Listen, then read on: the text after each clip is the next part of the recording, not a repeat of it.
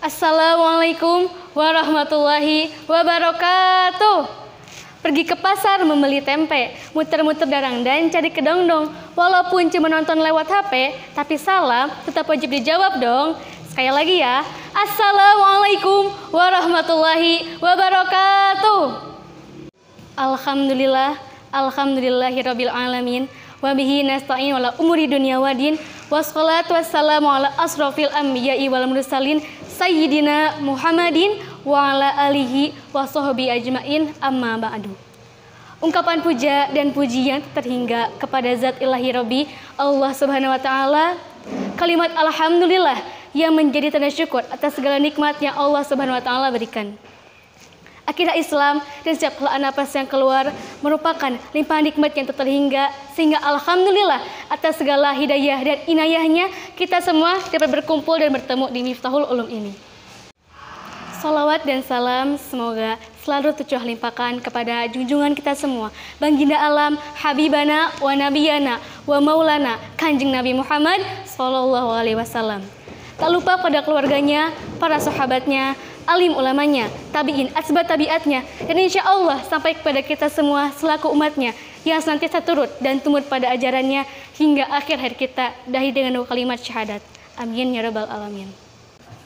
Pimpinan Pondok Pesantren Miftahul Ulum, putra dan putri yang saya hormati, Dewan Guru Asatidah yang saya hormati, Roisah dan jajaran kepengurusan Kobong putra dan putri yang saya hormati, dan tak lupa teman-teman santri sekalian yang saya cintai dan saya banggakan.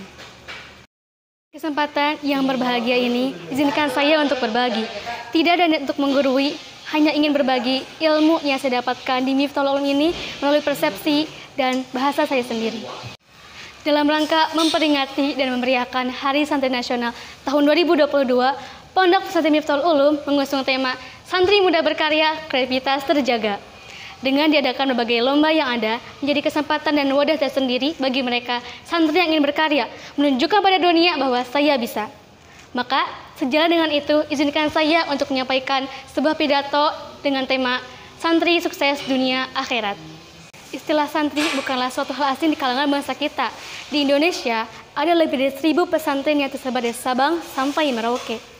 Ditetapkannya Hari Santri Nasional oleh Bapak Presiden Joko Widodo pada tanggal 15 Oktober 2015 sebagai prasasti dan momentum untuk mengenang dan menghargai jasa para ulama, kiai dan santri yang terus berjuang dalam memerdekakan Negara Kesatuan Republik Indonesia, NKRI harga mati. David C.S. dalam bukunya The Magic of Thinking Big pernah berkata, hidup ini terlalu singkat untuk melakukan hal-hal kecil. Maka dari itu, melakukan banyak hal besar dan hal baru selama helaan napas masih keluar bukanlah suatu hal yang salah dan bukanlah suatu dosa yang menimbulkan kejahatan. Maka dari itu, tidak ada batasan dalam berusaha dan berkarya, mencapai segala keinginan, mencapai segala cita. Seorang santri menjadi pengusaha, boleh? Ya boleh. Bisa? Ya bisa. Seorang santri menjadi pengusaha, menjadi dokter, jenderal, polisi, jaksa, hakim, boleh? Ya boleh.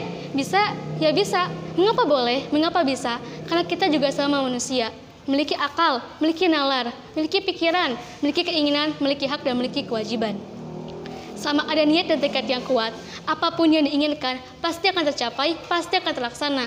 Karena kenapa? Karena jika kita memiliki tekad dan keinginan yang kuat, secara otomatis akal, pikiran, nalar kita ini akan bekerja, akan memikirkan banyak cara, memikirkan banyak jalan untuk mencapainya. Mencapai apa? Mencapai apa yang kamu mau atuh, masa yang saya mau. Tapi tentu saja, cara yang digunakan dari buah pikiran bukanlah celijik dan egois. Contoh, mau pergi keluar tapi kagak bawa sendal, celingak-celinguk sana sini. Baru masih kincelang punya orang, di depan pintu samping, pinjam dulu. Dibawa ke kulon, dibawa ke wetan, ke utara, ke selatan, dan seberang punya sendiri, jadi ampihan we ku nyalira. Ya iya teh punya nyariin. Mulai dari 70 derajat tintang utara sampai 11 derajat yang tintang selatan juga gak ketemu. Cari lagi mulai dari 26 derajat bujur timur sampai 169 derajat bujur timur juga gak ada. Masih belum nyerah, nyari lagi sampai muter-muter 44 juta kilometer juga masih gak ketemu. Capek. Duduk istirahat dulu. Tiba-tiba melihat seseorang melewat menggunakan sendal yang sudah jadi mati-matian. Sampai sungai Amazon pun jelajahi karena takut kecapit sama buaya yang gak sengaja lewat. Contoh ya teman-teman. Contoh lainnya tidak perlu saya jelaskan kembali di sini, karena sudah banyak contoh-contoh lainnya yang secara real sudah terjadi. Mereka yang suka cari alternatif, cari enak tanpa mau berusaha, berjuang dengan tekad yang tergenggam, tidak akan tahu nikmatnya dari hasil kerja keras sendiri.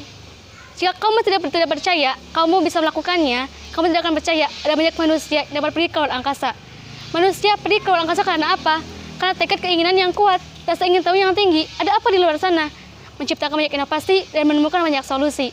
Mewujudkan mimpi yang tidak mustahil itu. Dalam semua proses, masalah dan rintangan tidak mungkin tidak datang. Maka dari itu, penilaian kita terhadap masalah tersebut menjadi penting karena menentukan langkah selanjutnya akan kita ambil. Apakah kita akan menganggap masalah dan rintangan tersebut sebagai pagar penghalang, menjadi alasan kita berhenti berusaha dan berjuang, atau sebagai tantangan, seberapa cepat kita dapat memacu diri kita untuk menemukan solusi dan menata peluang. Pernyataan BPJS dalam Menteri Keduniaan dapat diartikan sebagai pencapaian besar, reputasi tinggi, reputasi baik. Tapi, pernyataan tersebut tidak hanya tergantung pada materi keduniaan saja. Dalam materi keakhiratan juga sama berlakunya. Kita semua tahu yaumul mizan, hari di mana kita mempertanggungjawabkan segala amal perbuatan. Bukan mulut yang menjawab, tapi anggota tubuh kita menjadi saksi yang menjawabnya. Dalam kitab Hidayatus Salikin disebutkan, ada 7 anggota tubuh kita yang harus kita jaga. 1 mata, 2 telinga, 3 mulut, 4 tangan, 5 kaki, 7 perut, 8 paraji. Mata yang kita pergunakan untuk melihat, telinga untuk mendengar. Kok kata lagu mah, jika kau butuh telinga untuk mendengar, bahu untuk bersandar, raga untuk berlindung. Astagfirullahaladzim, malah keceplosan nyanyi. Kaki untuk berjalan, tangan untuk bekerja dan bekerja, dari ujung kepala sampai ujung kaki, semua akan dipertanggungjawabkan sekecil apapun itu. Bismillahirrahmanirrahim. Faman ya'mal mithqala dzarratin khairan yarah, wa man ya'mal mithqala dzarratin syarran yarah. Artinya, maka barang siapa mengerjakan kebaikan sekecil apapun itu sebesar biji zarah, maka ia akan melihat balasannya. Dan barang siapa mengerjakan kejahatan sebesar biji zarah, maka ia akan melihat balasannya. Al-Zalzalah ayat 7 dan 8. Maka dari itu, selama oksigen masih terasa terhirup oleh hidung, perbanyaklah melakukan amal kebaikan. Jika sebagai bekal tabungan untuk susun kehidupan selanjutnya, bekal untuk mempertanggungjawabkan perbuatan, dan tabungan untuk mencapai surga.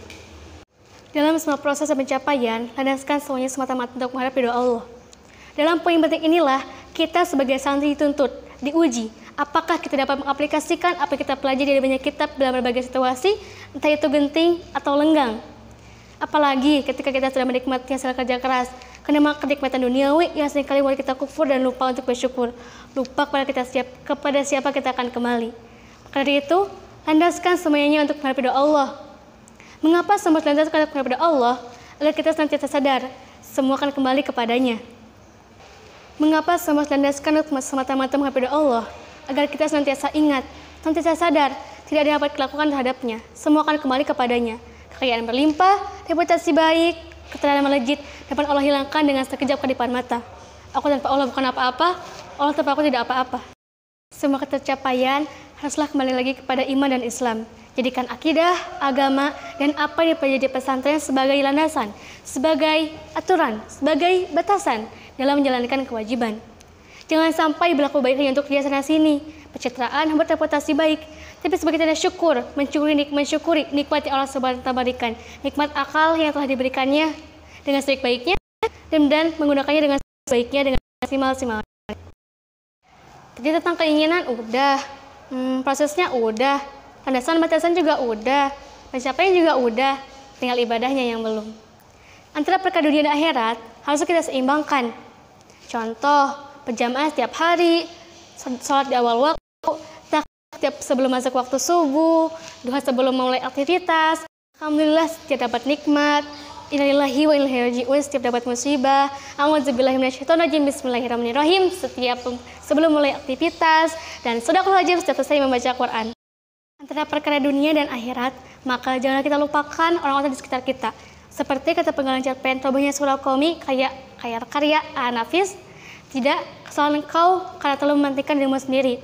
Kau takut masuk neraka, karena itu kau tak sembahyang. Tapi kau melupakan kehidupan kaummu sendiri, melupakan kehidupan anak istrimu sendiri. Itulah kesalahan yang terbesar, lalu egoistis. Padahal di dunia, kehidupan kau bersaudara semuanya, tapi engkau tak memperhatikan mereka sedikit pun. Demikian pidato panjang kali lebar pentingnya dapat saya sampaikan. Terima kasih atas segala perhatiannya. Mohon maaf apabila terdapat banyak salah dan kata-kata yang kurang berkenan di hati. pemikiran yang paling sisi, karena jika manusia yang mempunyai banyak kesalahan dan salah fajar yang tidak luput itu tidak bisa apa-apa. Maka dari itu, langkah baiknya kita dapat saling berbagi dan sekiranya sudi saudara-saudari untuk memberi masukan sepenuh hati. Ditutup dengan dua bait terakhir surat puisi dari ibu. Yang telah pudar dan lang laut pulang ke sarang. Angin bertiup ke benua dan tiang-tiang akan kering sendiri. Dan aku sudah tahu pedoman. Maka boleh engkau datang padaku. Kembali pulang anakku sayang, kembali ke malam. Jika kapalmu telah rapat ke tepi, kita akan bercerita tentang cinta dan hidupmu di pagi hari. Wassalamualaikum warahmatullahi wabarakatuh.